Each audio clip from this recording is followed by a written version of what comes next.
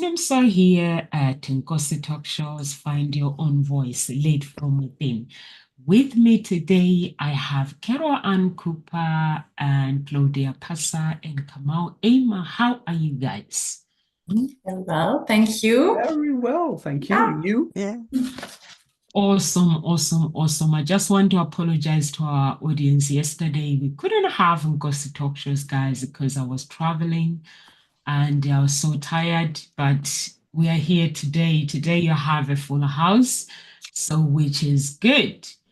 So our topic today is, are you suffering because you chose the wrong spouse? You guys on Facebook, you chose this topic. We've done it before, and this is part two. So people have been commenting, I think I'm suffering through this. Can we please have this topic again? So if you want to comment, guys, please do comment on the video so we can help you answer the questions. And Kamal, what do you think about the topic? Well, let's be quite frank and very straightforward. If you have the wrong partner in your life is ruined, basically, in a sense where you get to you live on eggshells, you like walking on eggshells all the time. You're not filling your needs in a way, and it's not something that I would desire with anyone, right? Or for anyone. It's something that it's a struggle, and people go through it, however, because it's something that is part of their life. It's part of their way of growing. Some grow out of it and understand that this person is not right, and others, well, they unfortunately continue to live in that unmistakable error of a relationship, if one can call it an error. I don't believe that there are wrong things in life. I believe that everything that happens in our life is to better ourselves and better our life. So that's what I'm thinking about this subject, right? Yeah. Yeah, I believe as well it's possible to marry someone for reasons that don't work out over time, but then as well staying in an unhappy relationship, marriage can lead as well to feelings of insecurity and resentment, or basically as well despair, or rather as well we marry people for reasons that don't really pan out over the long haul as well. It's just like so many things which can happen here. What's your take on this, Carol Ann? Well, I just like to know because Nonsa said that there are people that have said they think they are suffering from this. Have they expanded on that? What is it that actually makes them think they're suffering from that? So, because it's really, what is that word suffering? What does it mean? And it is knowing you actually have a choice. And I agree with what Kamal was saying. Yeah, sorry, I was just saying, I wanted to interrupt you here because there's no such thing as person suffering and not having a choice. Pain is real, suffering is optional. Yep. And so it's a choice to continue through that suffering movement, I believe. Absolutely. It is a choice. Pain is real. The suffering is where you actually, it's actually what I'm saying is it implies conscious endurance of pain or distress. So you are sitting in that pain or uncomfort or discomfort, and in a sense, you've chosen to do it. That's the suffering, because it's continued, and you do have a choice. But it is recognizing what it is. But I am curious as to know what it is that had those listeners say they think they're suffering, or that particular listener. What is it? Because again, it's what is it that you're suffering? What is it that you think is wrong? Because there is never anything wrong, as you say, Kamal. everything is there to better our lives. There's something we can learn from it. So, Nomsa, did they say anything else?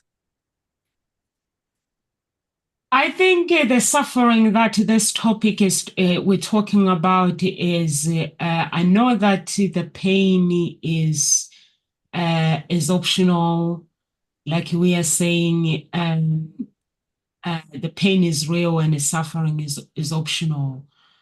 I don't think when somebody is not confident within, they have options if they don't have the right support around them. Because some people, when I talk to them, they got married to the wrong spouse who turn out to be not what they've expected. And when that spouse leave you with everything, you know, there are some people, they'll take you to court, they will take everything that you have. And but in the beginning, it's not what it was, not the relationship what it was, and then things changes. So I was in that situation for me before, where my relationship became a pain to me, but I didn't know that I had a choice. And it's only just God that showed me that I had a choice to make a decision. Although if I had actually stayed in the relationship and work on my relationship skills, I would have saved my relationship.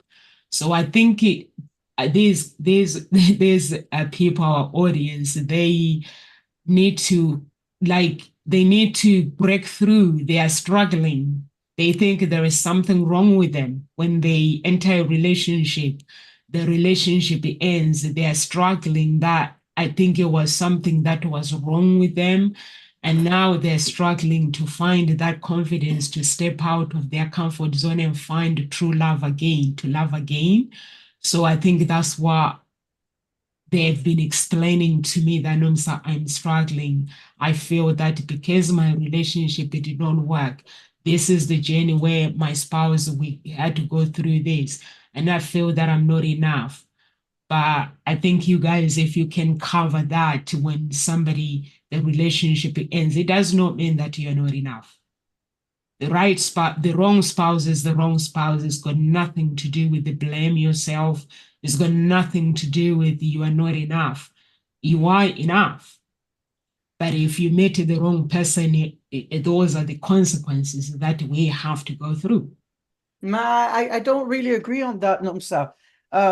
They're not the wrong person. They're just not the right person for you. And let's be fair, if somebody is struggling and they are choosing, as you mentioned, or as they say, the wrong spouse, it's because they are not themselves completely, which means there is something wrong with them in essence. There's always something wrong with all of us. And we simply have to admit that we have issues. And those issues can be we're struggling from parental trauma. And so we choose on a spouse that is similar to our parents in order to get over that parental trauma, but we don't know how to. And so it's a constant evolution and struggle within ourselves. So I don't really accept that there's nothing wrong with people, or because there's always something wrong with somebody, something that they don't, not wrong, but something that they haven't managed with themselves yet. The word wrong for me is incorrect. They simply haven't evolved to the stage where they absolutely know who they want in their life, what that partner is, how they are going to act, what kind of boundaries they're going to set, what kind of lifestyle they want to be together, how they're going to live together or apart. Do they complement each other, or do they have very different opinions, whether it can be cultural opinions, it can be educational opinions for children, it can be educational backgrounds. I mean, there is always a struggle between people, and it's not only in spouses and partners in life. It can be with friendships. Friendships end sometimes because, well, sorry, like broken bread with you and everything, but you're stagnant and I need to grow. So it's an evolution, in my opinion.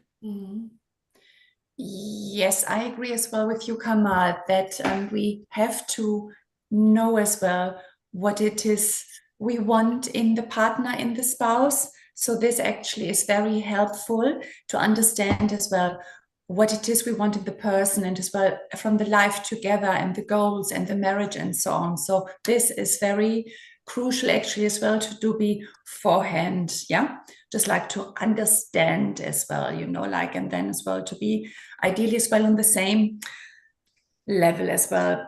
And one thing as well I like to add on here, that we always, there's nothing wrong with people, absolutely, I do agree, but the thing is as well, we always choose partners in regards to some characteristics of our caregivers or the people as well who raised us, and understanding how this works as well, why we choose a specific type of man or type of women as well, or why we chose that particular partner is as well to look within as well, you know, what does it have to do with me? Where is it familiar in regards to me and my childhood? Where does it remind me of my childhood where I have not had the needs in this particular area met before, so that we go out later on, because the subconscious mind wants to heal. So we pick that particular person we are attracted to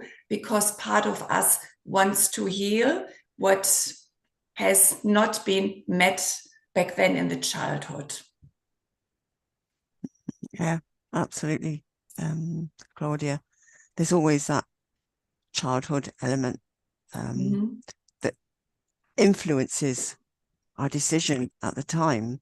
And for me, there is nothing wrong. And I think when you were saying, Kamal, there's always something wrong, but you were a little bit, about the word wrong. Wrong for me is a very blanket word. It's a very excuse word, you know, just an excuse. It's wrong. Well, what exactly is wrong? And I guess it's really being more specific. It's going, well, okay, what is it about this relationship that is wrong, or this person that is wrong? And actually dive deeper and look for words that really describe it more deeply and clearly. So are they being untruthful? Is this marriage unsuitable? Is this relationship, you know, undesirable? And what is it that makes it undesirable? So really going into other words that you could use rather than just wrong. Because for me, wrong just, it just blankets it. Yeah, it's a generalization, right? Yeah, it doesn't help you move forward.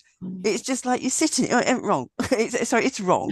And that's it's not a test, right? It's not right or wrong in a test. Yeah, absolutely. So, you know, it's going, well, okay, so another word for wrong, it's deficient, unacceptable. So maybe their behavior is unacceptable, or the way things are turning out between us. You know, you get attracted to someone, but you both grow. Does one have a growth mindset and the other not? So it's really getting into specifically, well, what is this that you're labeling as wrong? Because then you can actually move forward. And so certainly I think it was Claudia that said, you know, what is it you want in a relationship? You really need to sort of review that. And what was it you were looking for that had you go into this relationship that now no longer perhaps serves you? It's not what you want anymore. So, but for me, when I got married, I was looking for somebody who I could have children with. I just had this drive. I just wanted someone I could have children with. I found someone, we got married, we had children. I hadn't defined anything beyond that. And so it's like we bumbled along, and it wasn't, there was an undesirableness around it because we argued, there was conflict. and I was growing more than he was. So I have more of a growth mindset, because he used to say, you're more ambitious than I am. And I say, well, if you want to complain about, the bosses or the decisions that are made, you've got to be up there with them. You can't be down here on that lower level. So you need to sit your exams. You need to move on. It's up to you. So that was how it was. And okay, he did sit the exams. He did get 2 levels of promotion and up there. But so what is it that has you say, do you think there's something wrong? Really look at that. So for me, that's what's and I think word. it's not only like it's exactly what you're saying, right? The generalization of the word wrong. Like most people generalize everything, and it's like anger, right? They say I'm angry. No, you're not angry. There are levels of anger, right? You go from being happy to being angry. You be like, doesn't work like that. There are levels, and it's I think it's more about what do you want from yourself before what you want in a partner. How do you see yourself in a relationship? What do you want to do? What's your part in the relationship? What are you going to give in that relationship? And what do you want as well in return? It's a give and take. It's a sales, right? It's basic sales. It's a give and take. Relationships, partnerships, everything is a give and take. There can be unconditional love, extremely rare, extremely. Even parents have a certain degree of conditional love. It's you do this, I'll care for you more, or I'll love you more, right? And you don't pay attention to it. It's not that extreme. I'm just going to the extreme here. So I think it's what you want from yourself more than anything. What kind of partner do you want to be? What's your role in the relationship, or roles that you want? So do you find that people actually define what they want or how they see themselves in a relationship before they go into it?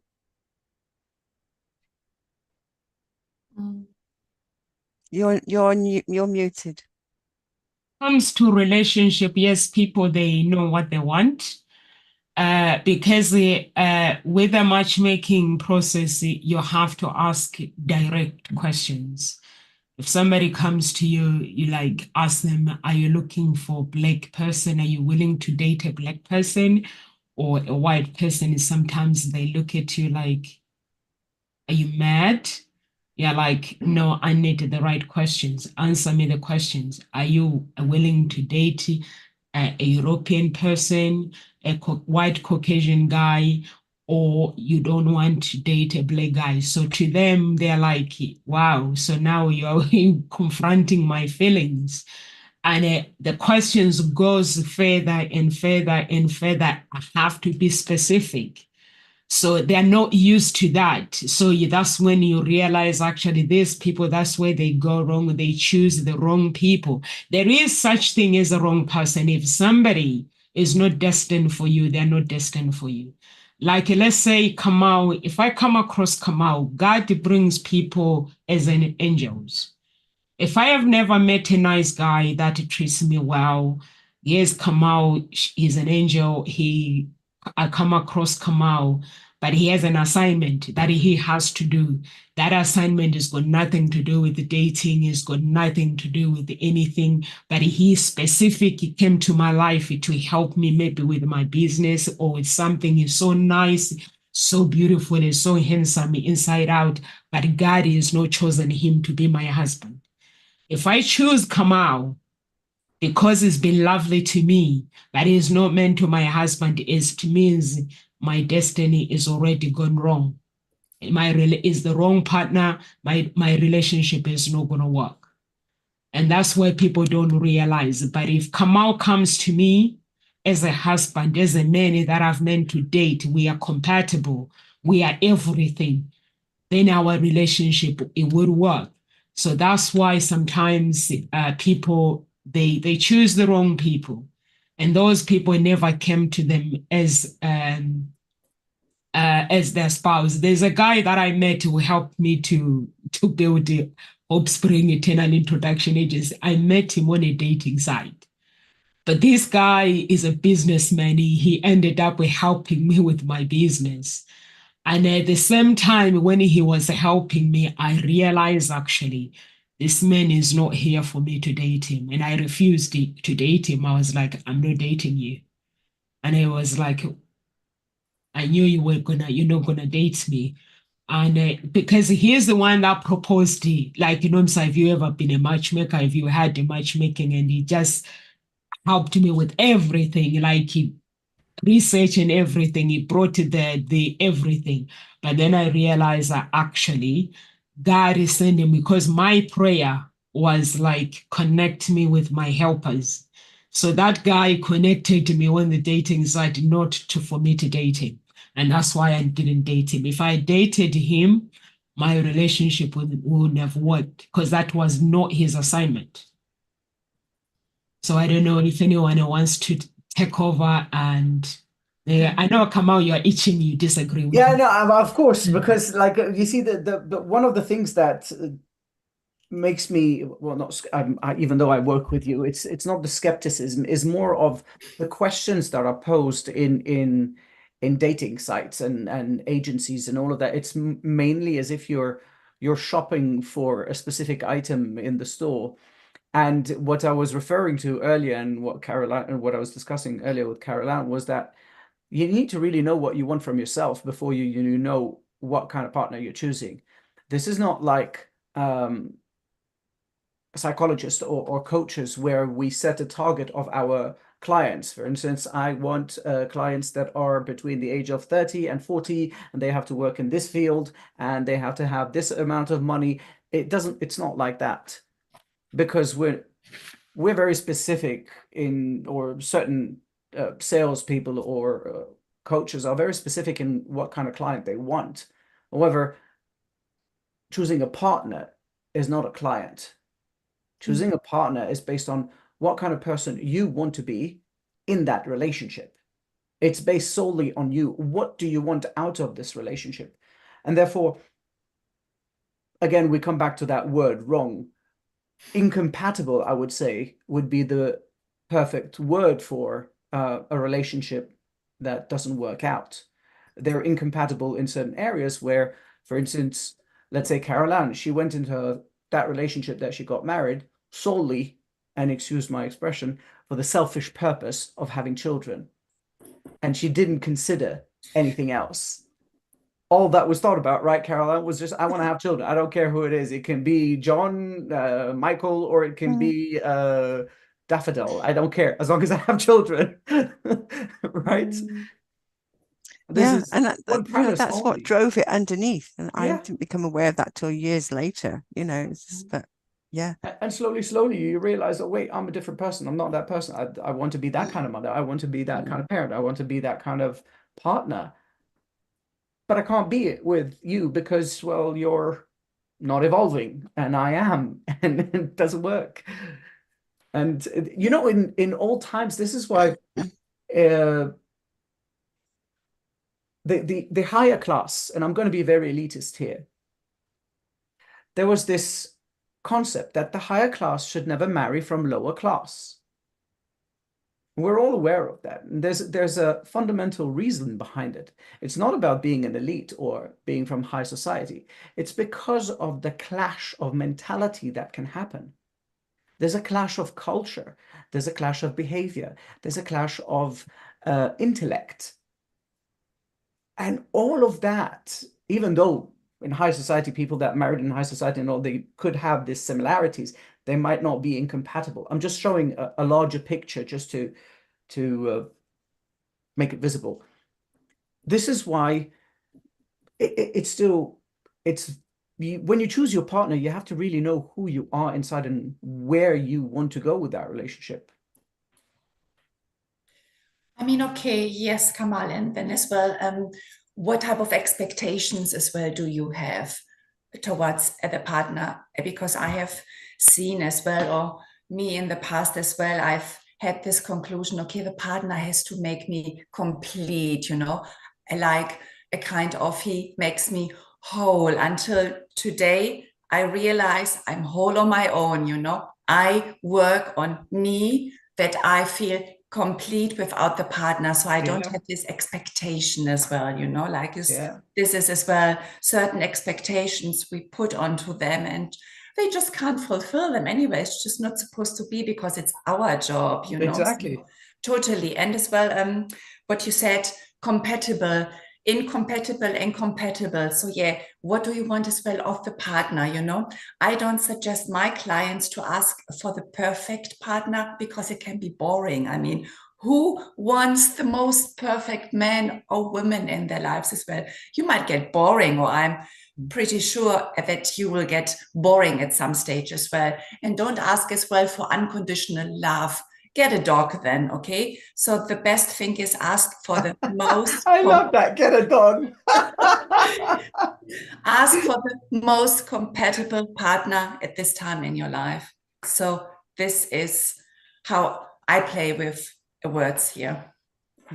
Yeah. And I love you brought in the word compatible, because that was in my head as well. It's not about it being wrong. There's some incompatibility going on here. Yeah. And so you suffer when you just stay in that incompatibility. When you can the way to step out of it is actually just to accept what is, accept the reality. Because actually suffering is a denial of what is actually happening.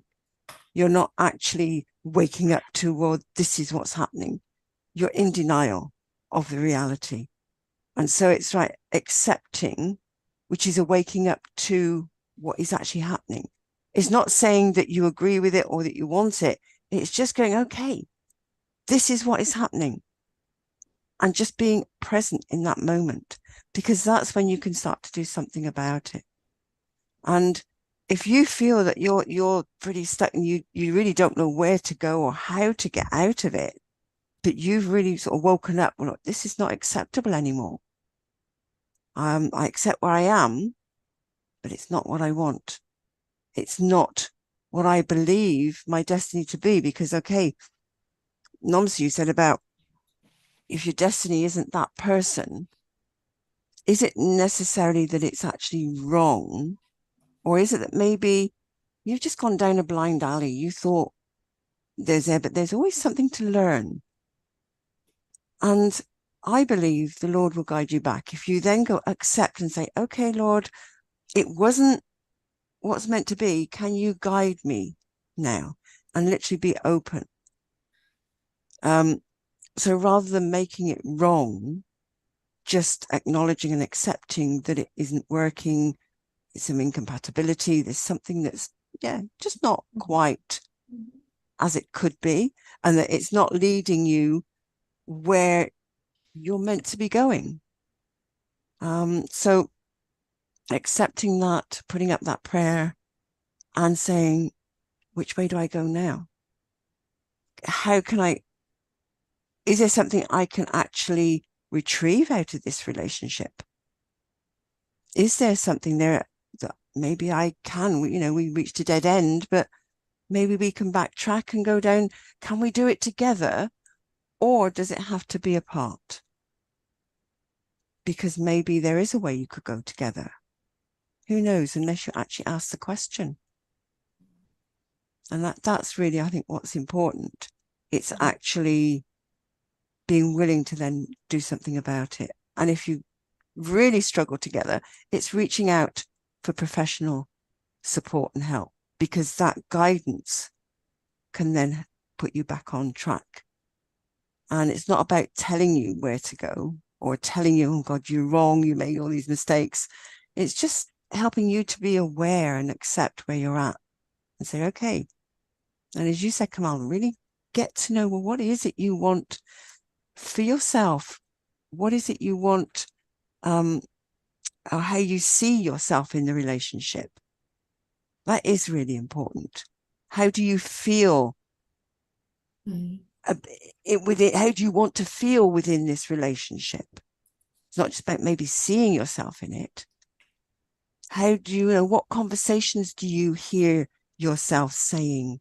What is it you want to hear yourself talking about in this relationship? Explore that and then say, well, if that person can't give you that, where can you go? Mm. You know, so reaching out for support is really important. Mm. Being willing to ask for help and being open to it. Yeah.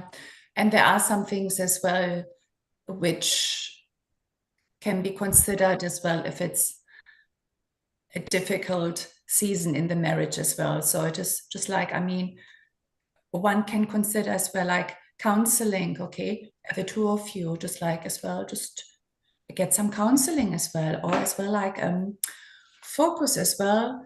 Sometimes it's good as well to focus on yourself. So have you given up a bit too much about you and about your desires and so on? Just like do a reevaluation as well, you know, like, are you still you? Do you still have your interests and your hobbies? It's just like you just see what needs to be changing here, or just to do things a bit different. Or the communication as well is very important. You know, sometimes we don't even want to communicate with our partner how we feel because we don't want to hurt them, but not communicating can be even more hurtful. And some other things as well, I mean, we are all imperfectly perfect, and the perfect partner or the perfect marriage here, it doesn't exist, you know, just like, yes, yeah. Does it, Nomsa? Perfect marriage? Perfect marriage, it doesn't exist. Yeah. But what I was earlier, I'm going to go back to when I was talking about when matchmakers ask questions, we don't work like when we are doing the coaching, because I don't know how other people work. For me, when I ask questions, it is to figure out the secret behind somebody's problem. Is like I trigger whatever is going on for somebody to. There are some people who simply want to get married to rich guys. So for me, I have to find the problem, the story behind it. Why do you feel that when you get married to a rich guy, your life is going to be perfect? Or why do you feel that when you get married to a rich woman, your life is going to be perfect? But I will not ask those questions direct. I have to keep asking triggering questions, triggering something in the heart. But at the same time, high class, lower class can get married together. It's all in the brain. I'm not saying they can't. I was saying there was a reason behind. There was a reasoning, a logical reason behind it. Yeah, for me, what I'm saying is that I might be coming from, like, my mom was coming from a high class. She got married to my stepdad, who was coming from a rich family. But my stepdad, when I asked him a question, I said, "Why did you marry my mom?" He said to me, "Your mom, she's got brain. She's the most intelligent woman I have ever met in this world. But if she didn't have what she have, she had nothing when she met my mom." But he said, when I was talking to my mom, your mom, Nomsa, she got me where I needed to go with my life. She was there with me. Her brain was there. So I was like, then go to university. And she was like, okay. And then that's how my mom went to school, and she studied and finished her degree in fashion design. So it made me realize, actually, where you come from, it doesn't matter. Like myself, when I'm speaking to my clients, I don't care how much money you have. If you come to me as a millionaire, it doesn't work. I need to know what's on the inside of you. And when you come to me as a woman who is educated, who's got too many degrees, or a man who's got too many degrees, to me, it doesn't matter, because you might have 20 degrees, but here is empty. So all I need to know is how I can help you to fulfill your inner being. So that's where people go wrong. Carol Anna, you will be surprised. There are some people who don't want to have children, but when they speak to people who wants to have children, they will still date them anyway, and hoping that that person will change their mind later to suit their desires. So that's where I'm saying we're not talking about the wrong person. It's like they know that this person want to have children, and themselves, they don't want to have children. They're like, he's going to change his mind later. Or the guy is not a Christian, or the woman is not a Christian. They dated them anyway. They're like, I'm going to convert to this person. You can't do that. It doesn't work. Yeah, people And don't that's about change, down right? to compatibility, what you were saying. It's Yeah. incompatible. And actually, I knew someone, a couple that they didn't want children. And it was actually the guy was my ex-husband's best man at the time. And we used to see this couple a lot, and they really didn't want children. But they really felt pressured to have children, and they did. They ended up having two boys, and the marriage fell apart, you know. So it is, there can be that pressure, and yes, it's you have to know whether there is that compatibility. And if you've decided, if you know that one doesn't and one does want children, then why are you getting together? Is there something bigger that actually holds you together beyond having children, that you will then be satisfied with that relationship? Because it's like when you start feeling it's wrong, then there's something that you're dissatisfied with. So have you got different goals? And is one of them having children, or is there something else? So is it about saying, well, what would you be happy with? What would you be satisfied with? And also recognizing that as time changes, you may in the beginning have been satisfied with that. Things can change. And that's where you have to recognize that maybe you've only gone as far as you can together. It was right in the beginning.